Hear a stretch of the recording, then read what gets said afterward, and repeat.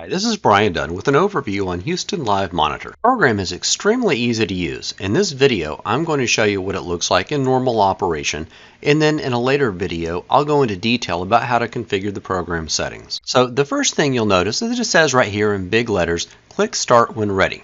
So when you first run the program, it is not immediately going to be monitoring your sites. You need to click the Start button. So I'm going to go ahead and do that right now. I'm going to click the Start button down here.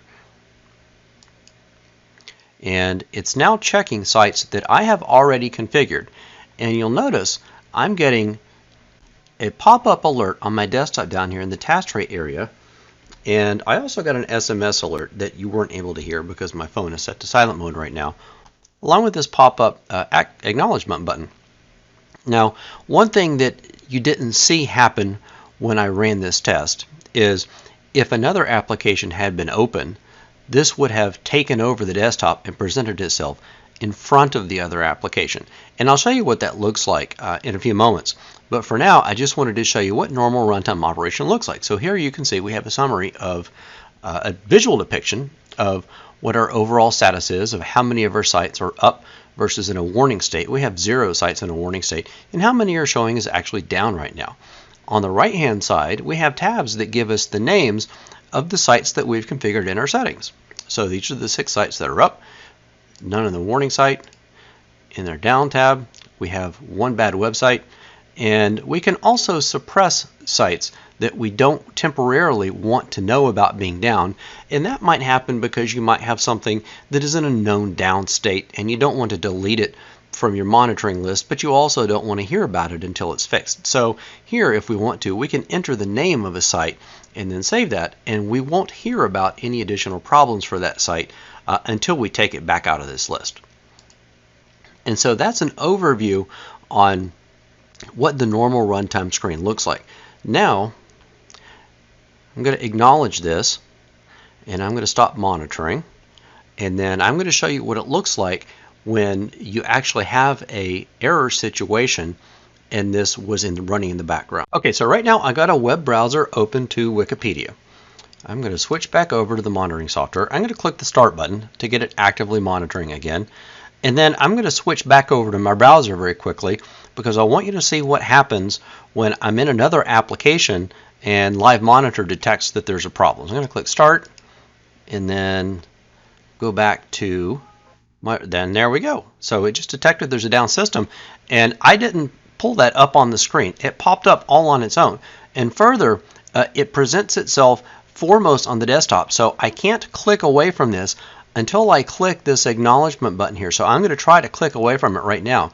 You can see, although I can click in the window underneath, this topmost screen, Houston Live Monitor, is not going away until I click this acknowledgement button. I'm going to go ahead and do that right now. Click Acknowledge, and now you'll notice now I can click away from it. One of the key measures of the effectiveness of a monitoring alerting system is its ability to actually ensure that support staff know there's a problem in a timely manner. Sending email isn't particularly helpful because most of us get so much email that we're not sitting all day long in our email box just in case maybe an email happens to come in about a down system. It's very easy to miss an email about something like that, and you can't afford that when your critical business systems are at stake. SMS is a lot better, but sometimes there can be delays in SMS delivery as well. That's why the pop-up notification capability of Houston Live Monitor is one of the most effective ways that you can notify either yourself or whoever else is using this about the fact that you have a problem with one of your systems. 2 other quick options that I'll draw your attention to when we're in the active monitoring state. I'm going to go ahead and start this again and let it run. And there we go. We get our notifications. First of all, if I want to, I can pause the actual monitoring here by clicking pause. And if I click pause, it won't actually go into a stop state, but it will cease any sort of checking. So I'm going to click pause. You can see it's indicated it's been paused. And if I want to, I can suspend alerts. So I can let it keep running, but suspend any alerts that it's sending.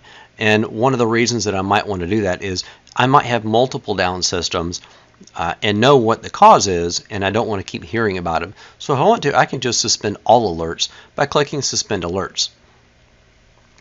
You'll see I've got a notification here about SMS being set over a threshold, and so SMSs are being suppressed.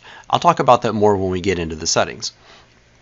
A couple other main things that you want to know about here on the screen are that you can resize some of these things depending on what you want to see how much of. So we can get more information here on the right if you have a bigger text area.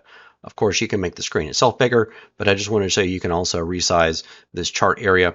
Under the Help menu, obviously we've got our About screen that's got your version information.